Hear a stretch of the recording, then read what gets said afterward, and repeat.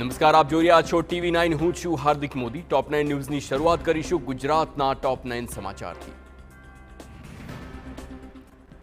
હવામાન વિભાગે રાજ્યના મોટાભાગના જિલ્લાઓમાં વરસાદની આગાહી કરી છે. હવામાન વિભાગ અનુસાર દાહોદ, અરવલ્લી, મહીસાગર અને પંચમહાલમાં ભારે વરસાદની શક્યતા. આગામી 7 દિવસ સુધી રાજ્યમાં સાર્વત્રિક વરસાદ વરસી શકે છે. સાયક્લોનિક સર્ક્યુલેશન સર્જાતા ભારે વરસાદની આગાહી કરવામાં આવી. આગામી 2 દિવસ માછીમારોને દરિયો ન ખેડવા સૂચના. વરસાદ આવવાની સાથે 40 થી 45 કિલોમીટર પ્રતિ કલાકની ઝડપે પવન ફૂંકાશે. રાજકોટ અગ્નિકાંડ મુદ્દે એસઆઈટીએ પુરાવા સાથે સરકારને પોતાનો રિપોર્ટ સોંપી દીધો છે. રિપોર્ટમાં ટાઉન પ્લાનિંગ વિભાગ, ફાયર વિભાગ, આરએનબી અને લાયસન્સ વિભાગની બેદરકારી સામે આવી. એસઆઈટીના વડા સુભાષ ત્રિવેદીએ કહ્યું, એફએસએલના આધારે પુરાવા તૈયાર કરવામાં આવ્યા. સમગ્ર ઘટનાનું એફએસએલ આર્કિટેક્ટ કરવામાં આવ્યું છે. તેમણે કહ્યું કે એસઆઈટીની તપાસ હજુ ચાલુ છે અને દુર્ઘટનાના પીડિતોને ચોક્કસ ન્યાય મળશે. મહત્વનું છે કે ગૃહ રાજ્ય પ્રધાન હર્ષ સંઘવીએ એસઆઈટીના સભ્યો સાથે બેઠક યોજી હતી, જેમાં એસઆઈટી તપાસ રિપોર્ટ સોંપ્યો હતો. ટેકાના ભાવે મગની ખરીદી કરવા રાજ્ય સરકારે જાહેરાત કરી છે. કૃષિ પ્રધાન રાઘવજી પટેલે કહ્યું કે ચાલુ વર્ષે મગનો ટેકાનો ભાવ જાહેર કરી દેવામાં આવ્યો. સરકાર દ્વારા મગ માટે 8,558 ક્વિન્ટલ જેવા ભાવ નક્કી કરવામાં આવ્યા છે, જે ગત વર્ષ કરતાં મગના ટેકાના ભાવે ₹803નો વધારો કરવામાં આવ્યો. ગયા વર્ષે પ્રતિ ક્વિન્ટલ ₹7,755ના ભાવ મગની ખરીદી કરવામાં આવી હતી.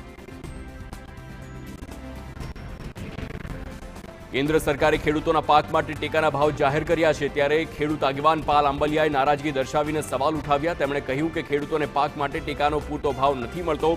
રાજ્ય સરકારની ભલામણ સમિતિ જે ભલામણ કરે છે તેના કરતાં ઓછો ભાવ આપવામાં આવે છે. વધુમાં તેમણે કહ્યું કે છેલ્લા 1 વર્ષમાં બિયારણ, ખાતર સહિતની વસ્તુઓનો ભાવ 40 થી 140% સુધી વધ્યો છે. તેની સામે સરકાર ખેડૂતોને માત્ર 2 થી 3% ભાવ વધારો આપે છે. ખેડૂતોના પાકની પડતર કિંમત કરતાં પણ ટેકાનો ભાવ ઓછો હોવાનો આક્ષેપ છે અને ટેકાના ભાવ વધારવાની માંગ કરી છે.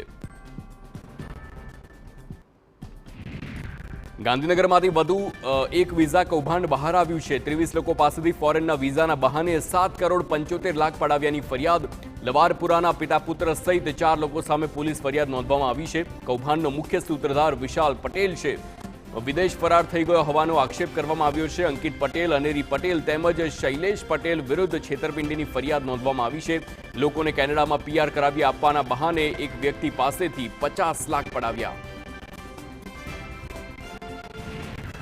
ઉત્તર પ્રદેશ પોલીસ ભરતી બોર્ડની ભરતીમાં પેપર લીક કેસનો રેલો અહીં ગુજરાત સુધી આવ્યો છે. પરીક્ષા યોજવા માટે અમદાવાદની એજ્યુટેસ્ટ નામની પ્રાઇવેટ કંપનીને ટેન્ડર આપવામાં આવ્યું હતું. આ કંપનીના માલિક વિનીત આર્યએ પેપર લીક કર્યાનું અનુમાન છે. મુખ્ય સૂત્રધાર વિનીત આર્ય વિદેશ નાસી ગયો હોવાનું અનુમાન છે. મહત્વનું છે કે ઉત્તર પ્રદેશમાં પોલીસ ભરતી બોર્ડનું પેપર લીક થયું હતું અને તપાસ માટે યોગી સરકારે સ્પેશિયલ ટાસ્ક ફોર્સની રચના કરી.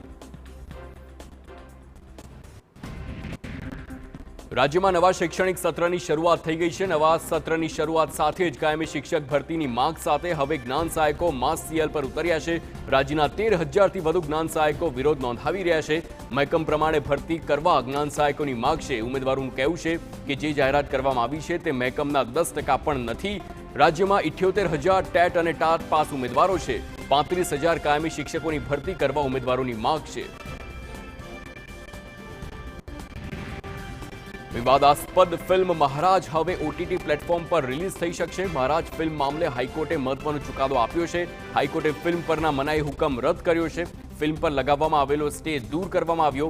કોર્ટે કહ્યું કે પુસ્તક પ્રકાશિત થયા બાદ કોઈ અનિચ્છનીય બનાવ બન્યો નથી.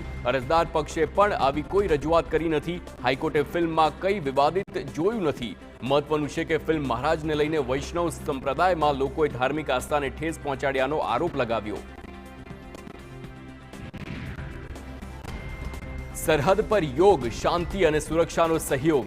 આ સૂત્ર સાથે બનાસકાંઠાના નડાબેટમાં રાજ્ય કક્ષાના યોગ દિવસની ભારે ઉત્સાહપૂર્વક ઉજવણી કરવામાં આવી. મુખ્યપ્રધાન ભૂપેન્દ્ર પટેલે વિવિધ યોગાસનો કરીને યોગની દૈનિક જીવનનો ભાગ બનાવવા ગુજરાતના લોકોને અપીલ કરી છે. સીએમ ભૂપેન્દ્ર પટેલે જણાવ્યું, દિવસની શરૂઆત યોગથી થાય એનાથી વધુ સુંદર, શાંતિદાયક અને સ્વાસ્થ્યપ્રદ બીજું શું હોઈ શકે.